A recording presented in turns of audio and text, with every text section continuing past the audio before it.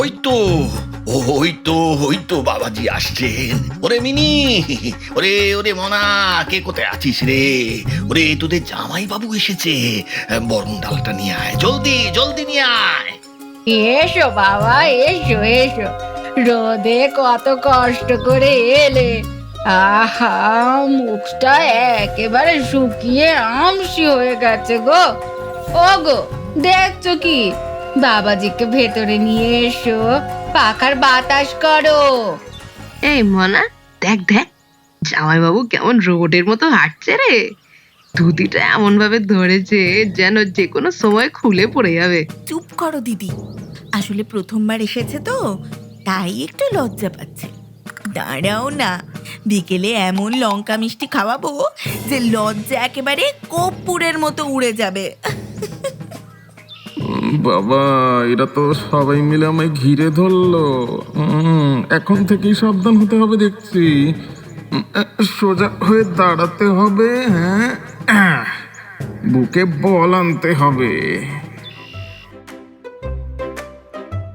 কেমন আছেন সবাই? আশা করছি যে যেখানে আছেন একদম ফাটাফাটি আছেন। আচ্ছা বলুন তো, বাঙালির জীবনে এমন একটা উৎসবের নাম কি যেটার কথা শুনলেই চোখের সামনে ভেসে ওঠে ইলিশ, চিংড়ি, খাসির মাংস, পোলাও আর রসগোল্লার পাহাড়? ঠিক ধরেছেন, জামাই ষষ্ঠী। আর ভোজন রসিক বাঙালির কাছে জামাই ষষ্ঠী মানেই তো পেট পুজোর মহা উৎসব। কিন্তু ভাবুন তো, সেই পেট পুজোর দিনেও যদি কাউকে বলা হয় খাবে না, ভদ্রতা দেখাবে, তাহলে তার অবস্থা কি হতে পারে? আজকের গল্পের নায়ক হাঁদারামের ঠিক সেই দশাই হয়েছে। একদিকে শ্বশুর বাড়ির এলাহি আয়োজন, অন্যদিকে মা বৌদি আর বন্ধুর হাজার উপদেশ, বেশি খেও না, ভদ্রতা দেখাও। আর সেই ভদ্রতা দেখাতে গিয়েই বেচারা এমন এক কাণ্ড ঘটিয়ে বসে যা শুনলে আপনারা হাসতে হাসতে চেয়ার থেকে পড়ে যেতে পারেন। তাই আজ প্রেতপুরাণ চ্যানেলে আমরা নিয়ে এসেছি এক জমজমাট হাসির গল্প, হাঁদারামের জামাই ষষ্ঠী কাণ্ড। তবে হ্যাঁ, গল্প শুরুর আগে জাস্ট এ কুইক ডিসক্লেমার, এই অডিও স্টোরিটা কিন্তু এক্সক্লুসিভলি প্রেতপুরাণের কপিরাইটের প্রপার্টি। মনে রাখবেন, কপিরাইট লঙ্ঘন করা কিন্তু দণ্ডনীয় অপরাধ। তো প্লিজ গল্পটা মন ভরে উপভোগ করুন, কিন্তু কপি করবেন না। তো আর দেরি কিসে? পাতে যদি এখনো কিছু বাকি থাকে তাড়াতাড়ি সার্ভ করে ফেলুন। আর যদি খাওয়া শেষ হয়ে যায় তাহলে আরাম করে বসে পড়ুন। শুরু হচ্ছে আজকের নিবেদন, হাঁদারামের জামাই ষষ্ঠী কাণ্ড।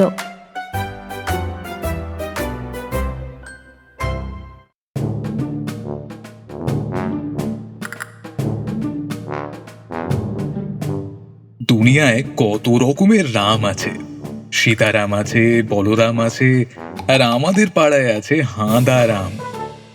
সংক্ষেপে লোকে তাকে হাঁদু বলে ডাকে। অবশ্য হাঁদু মানুষটি খলবলাহীন, একেবারে জলের মতো পরিষ্কার। তবে তার একটা মস্ত বড় গুণ বা দোষ চাই বলুন, সে অন্যের কথায় খুব সহজে চালিত হয়।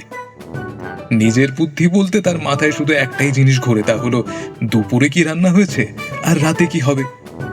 তো এই হেন হাঁদুর জীবনে নেমে এলো এক চরম অগ্নি পরীক্ষা। বিয়ের পর প্রথম জামাই ষষ্ঠী। দিনটা যত এগিয়ে আসছে হাঁদুর পেটের ভেতর তত বড় বড় ঢেউ উঠছে। কিন্তু মুশকিল হলো, বাঙালির ঘরে জামাই ষষ্ঠী মানে শুধু খাওয়া নয়, তার সাথে জড়িয়ে আছে এক জটিল মনস্তত্ত্ব আর সমাজনীতি। আজ যাত্রার আগের দিন, তাই হাঁদুর বাড়িতে বসেছে এক উচ্চ পর্যায়ের বৈঠক।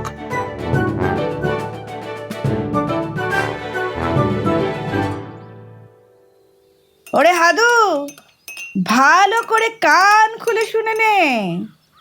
শ্বশুর বাড়ি যাচ্ছিস ঠিকই, কিন্তু মনে রাখবি তুই কিন্তু আমাদের বাড়ির প্রতিনিধি। সেখানে গিয়ে যদি তুই ওই গোগ্রাসে গিলতে শুরু করেছিস তবে কিন্তু আমার মাথা কাটা যাবে। লোক বলবে হাঁদুর মা বুঝি ছেলেকে ঘরে ভাত দেয় না। শ্বশুর বাড়ির লোক যতই বলুক, বাবা আর একটা নাও, বাবা আর একটু নাও, খবরদার ফাঁদে পা দিবি না। কিন্তু মা, ওই শ্বশুর মশাই চিঠিতে লিখেছেন এবার নাকি 4 কেজি ওজনের ইলিশ আর খাসির চর্বিযুক্ত মাংসের ব্যবস্থা হয়েছে। তা আমি যদি না খাই ওনাদের মনে কষ্ট হবে না? আহারে, জামাইয়ের কত দরদ। ঠাকুরপো, ওনাদের মনে কষ্ট হওয়া ভালো, কিন্তু তোমার নামে যদি চোর পেটুক অপবাদ রটে, সেটা কি ভালো হবে? আমি আমার বাপের বাড়ির অভিজ্ঞতা থেকে বলছি, শাশুড়ি প্রথমবার যখন পাতে কিছু দেবে, তখন চোখ বন্ধ করে বলবে, না না আমি অত খাই না। দ্বিতীয়বার জোর করলে বলবে, পেটটা একটু বার আছে। আর তৃতীয়বার দিলে তবেই একটুখানি মুখে চোয়াবে। আর হ্যাঁ, খাওয়া শেষ হওয়ার আগেই পাতে অন্তত অর্ধেক জিনিস ফেলে রেখে উঠে পড়বে, তবেই বুঝবে উচ্চ বংশের ছেলে। অর্ধেক ফেলে দেবো? বৌদি, ওই ইলিশ মাছের পেটিটাও কি ফেলে দেবো? ওই যে ওই তেলের অংশটা? আল বাদ দেবে। চিবিয়ে কাটা পরিষ্কার করে খেলে ভাববে খান্ডব দাহন করতে এসেছে। দরজার পর্দা ঠেলে বিপিনের প্রবেশ। বিপিন হাদুর বাল্যবন্ধু, চোখে মোটা চশমা এবং হাতে একটা খবরের কাগজ। এই তো আমি ঠিক সময়ে এসেছি। মাসিমা, বৌদিমণি, আপনারা হাদুকে যা শেখাচ্ছেন তা 100 ভাগ খাঁটি। তবে এর সাথে আরো একটা জিনিস যোগ করতে হবে। হাদু, তুই তো জানিস না তোর শ্বশুরের ভাই মেজো মামাটি চরম খ্যাপাটে, সারাদিন কি সব কেমিক্যাল নিয়ে ঘাটে। তুই যদি বেশি খাস, উনি হয়তো তোকে কোনো পরীক্ষামূলক ওষুধ খাইয়ে দিতে পারেন। আর তোর শাশুড়ি ঠাকুরন, উনি হচ্ছেন সাইকোলজিক্যাল পেশেন্ট। জামাই কতটা খাচ্ছে তার উপর ভিত্তি করে উনি বিচার করেন জামাইয়ের বংশমর্যাদা। তুই যদি বেশি খাস, উনি ভাববেন তুই লোভী। লোভী জামাইকে কেউ সম্মান করে না। কিন্তু বিপিন, আমি তো লোভের জন্য খাচ্ছি না। আরে খিদে তো মানুষের স্বাভাবিক ধর্ম। শ্বশুর বাড়িতে খিদে পাওয়াটা অধর্ম হাদু। সেখানে গিয়ে নিজেকে এমন ভাব দেখাবি যেন তুই বাতাস খেয়ে বেঁচে থাকিস। জল চাইলেও বলবি, না গঙ্গা জল ছাড়া আমি খাই না। ব্যাস, দেখবি তোর খাতির কত বাড়ে। শুনলি তো বিপিন কত বড় পাশ করা ছেলে। ও যখন বলছে তখন ও ভেবেই বলছে। যা, জামা কাপড়গুলো গুছিয়ে নে। আর হ্যাঁ, মনে রাখবি, ভদ্রতা ভদ্রতা ভদ্রতা। ভগবান, এই যাত্রা তুমি আমায় বাঁচাও। পেটের ভিতরের ইঁদুরগুলোকে কিভাবে বোঝাই যে ভদ্রতার খাতিরে তাদের আগামী 2 দিন উপোস করতে হবে। হে বাবা গো।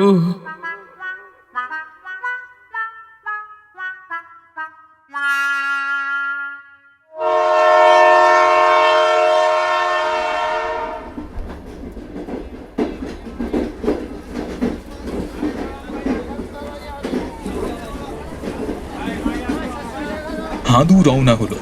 পরনে গরদের ধুতি, গায়ে সিল্কের পাঞ্জাবি আর বগলে একটা মস্ত বড় কালো ছাতা। ট্রেন যত এগোচ্ছে হাদুর বুকের ধুকপুকানি ততই বাড়ছে।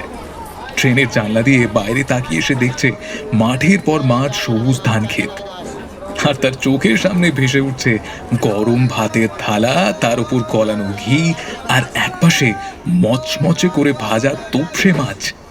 কিন্তু তখনই মনের ভেতর মায়ের সেই কড়া গলাটায় বেজে উঠছে, খবরদার বলছি, কিন্তু হ্যাংলামো একদম করবি না। না না, মা ঠিকই বলেছে। নিজের একটা সম্মান আছে তো। আমি কি খাদক নাকি, নাকি কোনো রাক্ষস? এই শ্বশুর বাড়ির লোক ভাবুক না কেন যে আমি অত্যন্ত স্বল্পাহারী। কিন্তু বিপিন যে বলল মেজো মামার কথা, মেজো মামা যদি সত্যি খাবারে কোনো কেমিক্যাল মিশিয়ে দেয়, বাবারে, তার যে কম খাওয়াটাই নিরাপদ। কিন্তু কিন্তু যদি খিদে রাতে ঘুম না আসে, তখন কি হবে? দূর, এই এই যা হওয়ার হবে, আমি আমার সিদ্ধান্তে অটল থাকবো।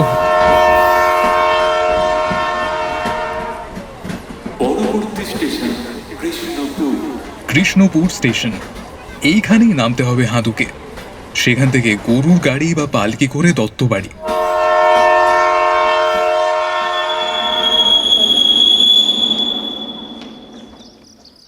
হাঁদু যখন স্টেশন থেকে নামলো তখন দুপুর 12টা। মাথার উপর সূর্য যেন আগুন ঢালছে। গরম সিল্কের পাঞ্জাবিতে হাঁদুর পিঠ চুল করছে, কিন্তু ভদ্রতার খাতিরে সে চুলকাতেও পারছে না। ওই তো ওই তো বাবাজি আসছেন। ওরে মিনি, ওরে ওরে মনা, কে কোথায় আছিস রে? ওরে তোদের জামাই বাবু এসেছে, বরণ ডালটা নিয়ে আয়, জলদি জলদি নিয়ে আয়। এসো বাবা, এসো এসো, রোদে কত কষ্ট করে এলে। আহা, মুখটা একেবারে শুকিয়ে আমসি হয়ে গেছে গো। ও গো, দেখছো কি? বাবাজিকে ভেতরে নিয়ে এসো, পাখার বাতাস করো। এই মনা, দেখ দেখ, জামাইবাবু কেমন রোবটের মতো হাঁটছে রে। ধুতিটা এমন ভাবে ধরেছে যেন যে কোনো সময় খুলে পড়ে যাবে। চুপ করো দিদি, আসলে প্রথমবার এসেছে তো, তাই একটু লজ্জা পাচ্ছে। দাঁড়াও না, বিকেলে এমন লঙ্কা মিষ্টি খাওয়াবো যে লজ্জা একেবারে কর্পূরের মতো উড়ে যাবে।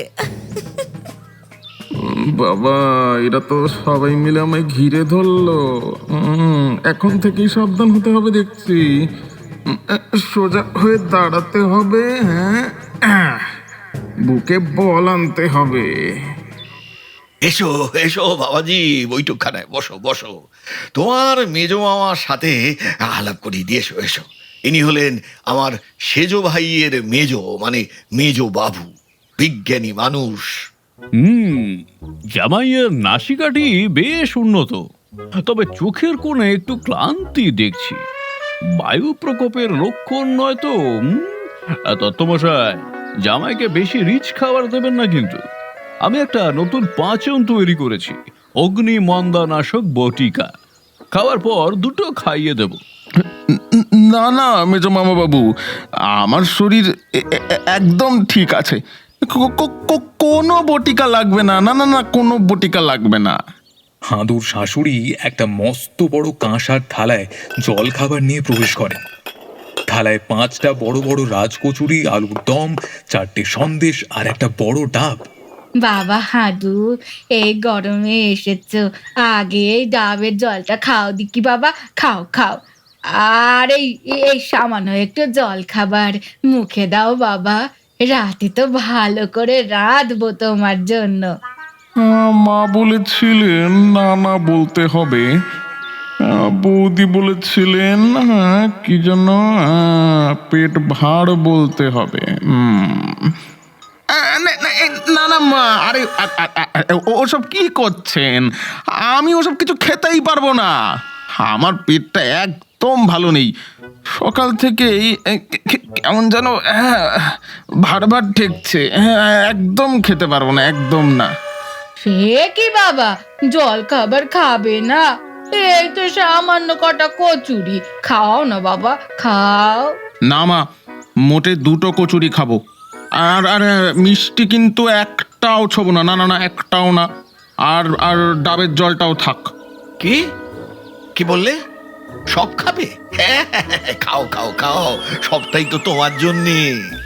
না না না না না না না, শ্বশুর মশাই, আমি বলেছি তো মোটে 2টো খাবো, 2টো। বাকি সব নিয়ে যান, হ্যাঁ নিয়ে যান নিয়ে যান।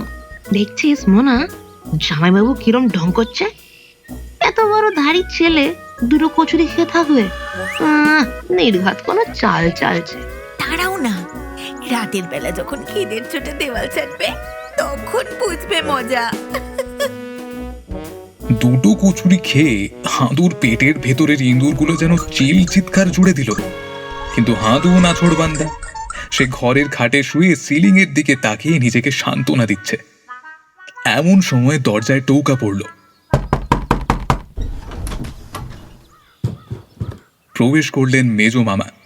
হাতে একটা কাঁচের শিশি, আর তাতে রয়েছে নীল রঙের তরল। বাবাজি, ঘুমোচ্ছ নাকি? ওঠো ওঠো, একটা জরুরি কথা আছে। কি ব্যাপার? কি ব্যাপার মেজো মামা বাবু? হ্যাঁ, এই যে তরলটা দেখছো, হ্যাঁ, এটা কোনো সাধারণ জল নয়, এটা হলো স্পিরিট অফ প্যারাসাইটস। আমি এই বাড়ির ভাড়ার ঘরে একটা অদ্ভুত এনার্জি ফিল করেছি। হ্যাঁ, আমার বিশ্বাস এই বাড়িতে একটা প্রাচীন অতৃপ্ত আত্মা ঘুরে বেড়াচ্ছে, যে মূলত খাবারের সন্ধান করে। রাতে যদি কোনো আওয়াজ পাও, খবরদার ঘর থেকে বের হবে না। আর যদি বের হতেই হয়, এই শিশিটা সাথে রাখবে। এক ফোঁটা গায়ে ছড়ালে ভূত পটল তুলবে। ভূত? ভাড়ার ঘরে খাবারের সন্ধান করে? ওরে বাবারে! হ্যাঁ, বিশেষ করে জামাই ষষ্ঠীর দিনে এসে সক্রিয় হয়ে ওঠে, কারণ সে জীবদ্দশায় কোনোদিনও শ্বশুর বাড়ির ভালো মন্দ খেতে পায়নি তো। আচ্ছা, আমি এখন চললাম, আমার ল্যাবরেটরিতে আবার একটা এক্সপ্লোশন হওয়ার সময় হয়েছে।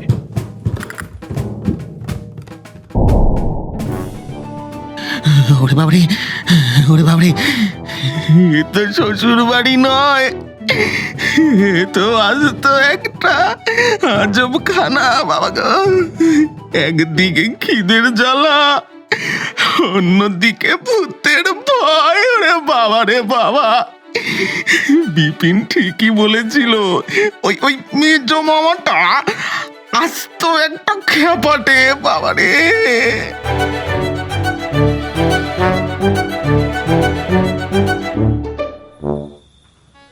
দেখতে দেখতে সন্ধে গড়িয়ে রাত নামলো, আর রাত নামার সাথে সাথে দত্ত বাড়িতে রান্নার সুগন্ধে যেন এক মায়াবী পরিবেশ তৈরি হলো। খাসি মাংসের কষা, গলদা চিংড়ির মালাইকারি আর পোলাওয়ের সুবাসে প্রতিবেশীদের বাড়ি থেকেও লোক উঁকি ঝুঁকি মারতে লাগলো। হাদুকে ডাকা হলো পিঁড়িতে বসার জন্য। পিঁড়ির চারপাশে আলপনা দেওয়া, আর সামনে থরে থরে সাজানো কাঁসার বাটি। বসো বাবা, বসো বসো। দুপুরে তো কিছুই খেলে না, এখন একদম শান্ত হয়ে আরাম করে খাও। এই দেখো, তোমার জন্য সব নিজের হাতে রেঁধেছি। ওরে বাপরে! এত বড় গলদা চিংড়ি! হাড়ি মাংসের টুকরোগুলো যেন আমার দিকে তাকিয়ে হাসছে। কিন্তু মায়ের কথা, বৌদির কথা, ভদ্রতা, বাবারে! উফ! মা, আপনি এত কষ্ট করে কেন করতে গেলেন? আমি তো আগেই বলেছি আমার খিদে নেই। এই পোলাওটা একটু বেশি হয়ে গেছে আমার পাতে। এখান থেকে অর্ধেকটা তুলে নিন।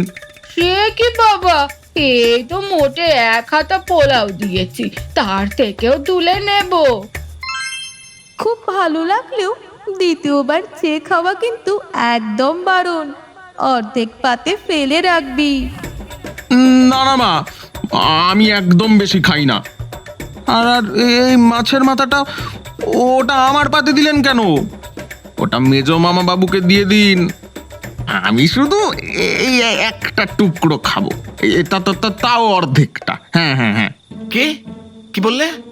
ও, মাথাটা চিবিয়ে খাবে? খাও খাও খাও, খুব বুদ্ধি বাড়ে মাছে। আরে দেখ না শ্বশুর মশাই, আমি মাথা খাবো না। আমি কিছুই খাবো না। এই চিংড়ি মাছের খোসাটা ছাড়াতেই আমার অলসতা লাগছে। এটাও বাদ দিন। ওমা, জামাইবাবু দেখি হাত তুলতে পারারও ক্ষমতা নেই। জামাইবাবু, চামচ এনে দেবো নাকি খাইয়ে দিতে হবে? দিদি, জামাইবাবু আসলে ডায়েট করছেন, বেশি খেলে যদি ফিগারটা নষ্ট হয়ে যায়। আচ্ছা, শালিরা ওই নিয়ে ঠাট্টা করছে। দেখুক তবে, দেখুক আমার ভদ্রতা কত উঁচু দরের। হ্যাঁ, আমার কিছুই লাগবে না। আমি শুধু এই 1 চামচ ভাত আর একটুখানি ডাল খাবো। হ্যাঁ ব্যাস। আর এই যে রসগোল্লার রাবড়ি দেখছেন, ওগুলো আমি ছোবই না। আমার সুগার আছে। ওগো, শুনছো? জামাইয়ের নাকি সুগার।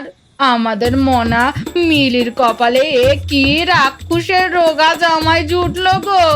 কিছুই তো খেলো না ছেলেটা।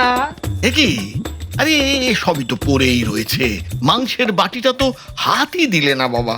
হ্যাঁ, সব পড়ে রয়েছে। না না না না, এটা তো ঠিক কথা নয়। এই আমি হাত ধুয়ে নিলাম, আমার খাওয়াও শেষ। আপনারা দয়া করে আমায় আর জোর টোর করবেন না। হ্যাঁ, আমি ঘরে চললাম। এই কি হলো বলো তো? হ্যাঁ হ্যাঁ, কি হলো? জামাই কি রেগে গেল? আমি আগেই বলেছিলাম ওর ওপর কোনো অশরীরী আত্মার প্রভাব আছে, যে আত্মা নিজে খেতে পারে না, অন্যকেও খেতে দেয় না। রাত যখন 12টা, সারা বাড়ি নিঝুম, সবাই একেবারে ঘুমে অচেতন। শুধু ঘুম নেই হাঁদুর চোখে। সে বিছানায় এপাশ ওপাশ করছে। খিদের চোটে তার চোখ দিয়ে জল বেরিয়ে আসার জোগাড়। পেটের ভেতরের ইঁদুরগুলো এতক্ষণে হাতিতে রূপান্তরিত হয়েছে এবং তারা যেন আস্ত একটা ফুটবল ম্যাচ খেলছে। ওরে বাবা রে, গেলাম রে। মার বৌদির ভদ্রতার গোষ্ঠী কিলাই, কেন যে ওদের কথা শুনতে গেলাম। বাবা গো, এখন তো খিদে আমার নিজের নাড়ি ভুড়ি হজম হয়ে যাওয়ার দশা। বাবা, এই মাঝরাতে একটা বিস্কুটও কি পাওয়া যাবে না? হ্যাঁ, মেজো মামা বলেছিল ভাড়ার ঘরে নাকি আমার ভূত আছে। দুধ চাই, ভূতের চেয়ে খিদের ভয় অনেক বড় বাবা। ভূত বড় জোর ঘাড় মটকাবে, কিন্তু কিন্তু খিদে তো আমায় জ্যান্ত পুড়িয়ে মারছে গো। দেখি দেখি দেখি, অন্ধকারে আস্তে আস্তে বেরোতে হবে। অন্ধকার, কিচ্ছু তো দেখা যাচ্ছে না। হাতড়ে হাতড়ে চলতে হবে। হ্যাঁ, এই মেজো মামার সেই নীল শিশিটা পকেটে নিয়ে নি। যদি ভূত আসে তবে একেবারে স্প্রে করে দেবো। হ্যাঁ, আস্তে আস্তে তেল ধরে ধরে, এই তো এই তো এই তো এই তো বারান্দা। হ্যাঁ, এবার এবার সিঁড়ি দিয়ে নিচে নামতে হবে।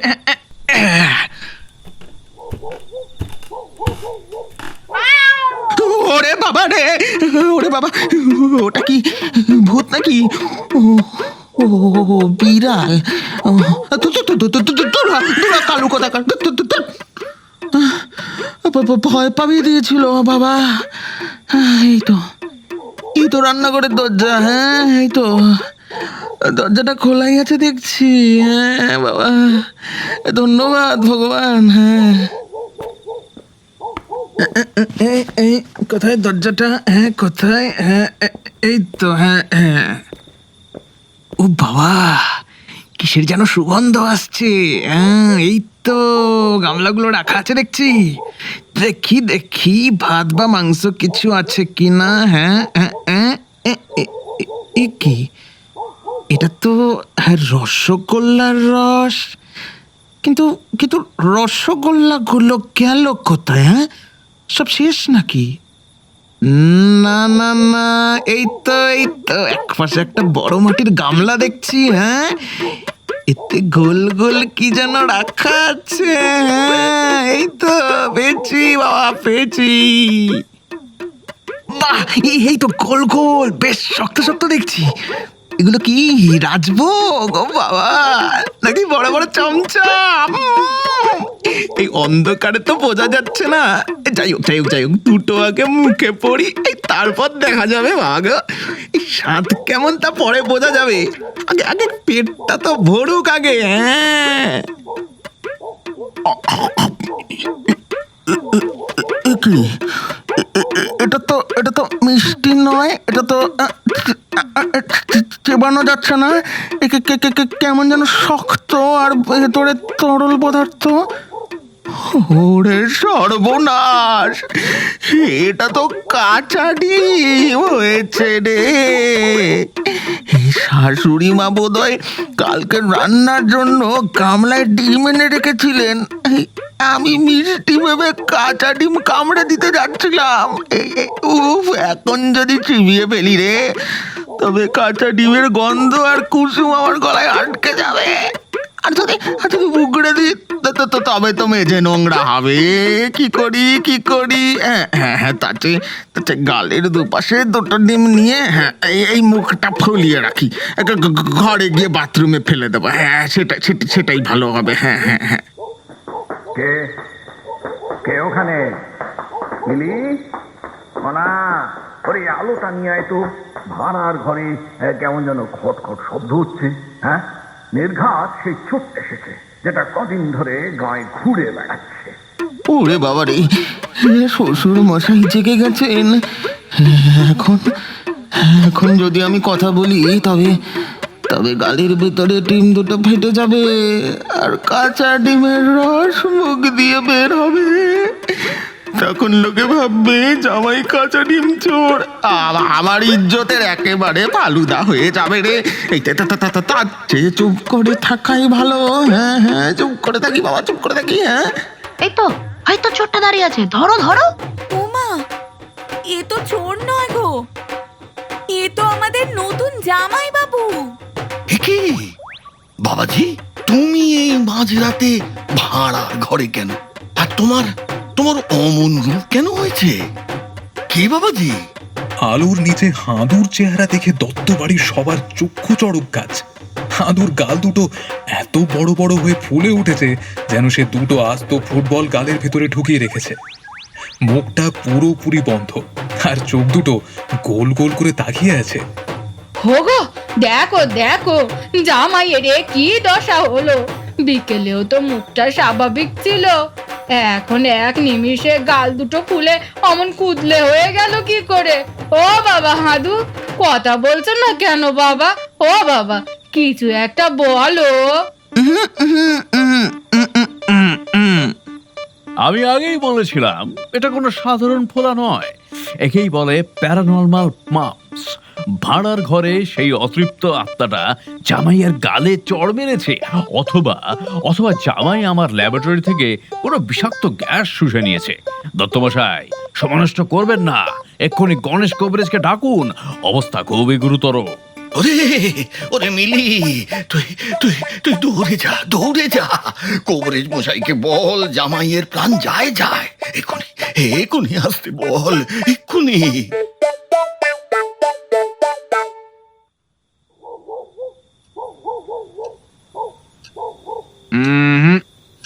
নারীর গতি তো অত্যন্ত চঞ্চল, মিনিটে 180 বার চলছে। হৃৎপিণ্ড যেন তাসের ঘর হয়ে গেছে। তা বাবাজি, এই জিভটা একটু বের কর তো দেখি। জিভ বের করলেই তো ডিমের কুসুম বেরিয়ে আসবে রে বাবা। দত্তমশাই, কেসটা কিন্তু অত্যন্ত জটিল। জিভ বের করতে পারছো না মানে চোয়াল লক হয়ে গেছে। আর এই গাল দুটো দেখুন, কেমন পাথরের মতন শক্ত আর গোল গোল। এর ভিতরে অত্যন্ত বিষাক্ত পুঁজ জমেছে। যদি আজ রাতেই এই পুঁজ বের না করা হয়, তবে এই বিষ কিন্তু সারা শরীরে ছড়িয়ে পড়বে এবং জামাইবাবু সকালের সূর্য আর দেখতে পারবেন না। ওরে আমার কি হলো গো? প্রথম জামাই ষষ্ঠীতে জামাইয়ের মুখে বিষাক্ত পুঁজ হয়ে গেল গো। ওগো, কিছু একটা করো, তুমি কিছু একটা করো। কবরেজ মশাই, দয়া করে বাঁচান। কি করতে হবে বলুন? কোনো ওষুধ? না, এ রোগে ওষুধে কাজ হবে না। এখানে সরাসরি অস্ত্র মিলি বা অপারেশন করতে হবে, গাল দুটো চিরতে হবে। কিন্তু আমার কাছে তো ছুরি নেই। ওরে মিলি, তুই গিয়ে পাড়ার রাম নাপিতকে ডেকে নিয়ে আন। ওর কাছে ধারালো নরুন আর খুর আছে। ও এসে গাল দুটো চিরে পুঁজ বের করলেই বাবাজি আরাম পাবেন। ওরে বাবা রে, গাল চিরবে নুড়ুন দিয়ে? গাল চিরলে তো পুঁজ নয়, আলতা দুটো হাঁসের ডিম বেরোবে। তখন তো সবাই জানবে আমি ডিম চোর। আর যদি ডিমের খোলসটা ভেতরে ভেঙে যায়, তবে তো আমি সত্যি মারা যাব। ভগবান, এখন বিপদে ফেললে। বৌদি মা, তোমাদের ভদ্রতার মুখে চাই।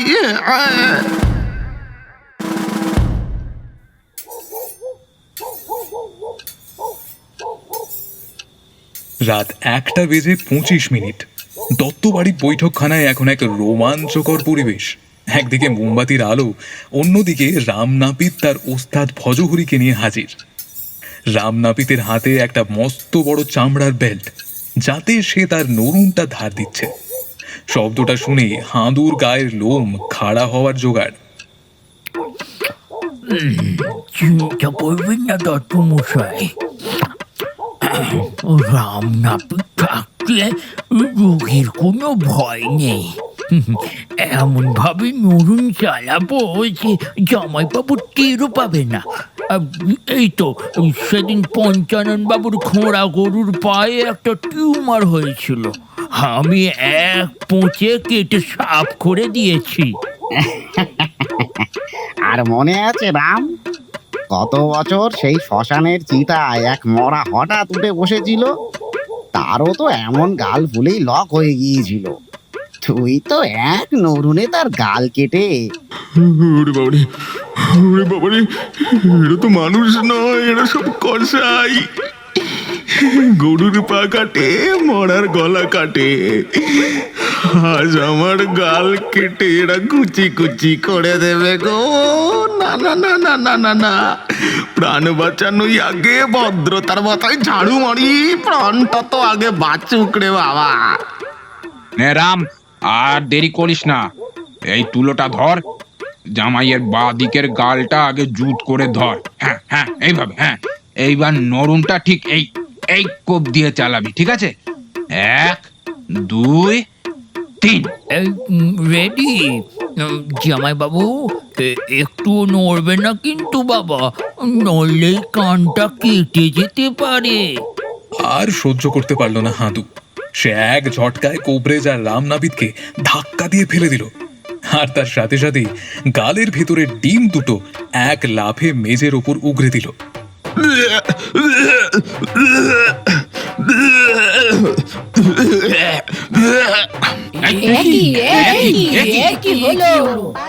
সবাই হাঁ হয়ে দেখল, মেঝেতে কোনো বিষাক্ত পুঞ্জ নয়, দুটো আস্ত কাঁচা ডিমের কুসুম আর সাদা অংশ চকচক করছে।